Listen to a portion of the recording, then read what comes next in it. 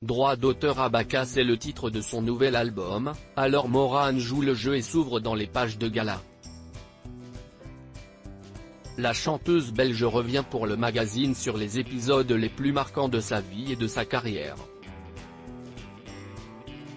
De ses débuts au milieu des années 70 dans les cabarets de Bruxelles, à Starmania dans les années 80 et aux premiers succès commerciaux dans les années 90, Morane dit tout.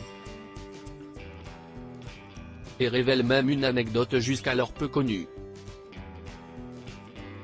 À la fin des années 80, Morane se laisse tenter par Michel Berger, qui lui offre le rôle de Marie-Jeanne dans la nouvelle version de sa comédie musicale Starmania, une aubaine en or pour la chanteuse, qui n'avait pourtant pas mesuré à quel point sa carrière lui prendrait du temps. Entre la promotion du disque et les représentations du spectacle, au bout de quelques mois, j'ai pété un plomb. Un après-midi, alors que je tournais un clip, j'ai fait une crise de nerfs et je ne suis plus jamais retourné sur Starmania. Un coup de fouet, un geste qui n'a pas été sans conséquence, puisque très vite, elle s'est attiré les foudres des créateurs de la comédie musicale. Michel était triste, mais il a compris. Luc Plamondon était fâché, mais on s'est réconciliés assez tôt.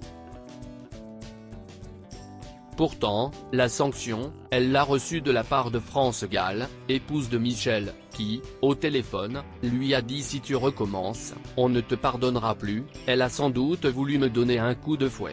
Ce sont des séances chez Le Sai et la musique qui ont sauvé Morane à cette époque. Moins d'un an plus tard, elle montait sur la scène de l'Olympia pour présenter son propre disque. L'occasion de réunir le quatuor et de faire la paix. Michel, France et Luc sont venus m'applaudir. Pourtant, la chanteuse reconnaît dans un sourire que France Gall n'a jamais avalé la pilule. Il est toujours resté un petit froid entre France et moi.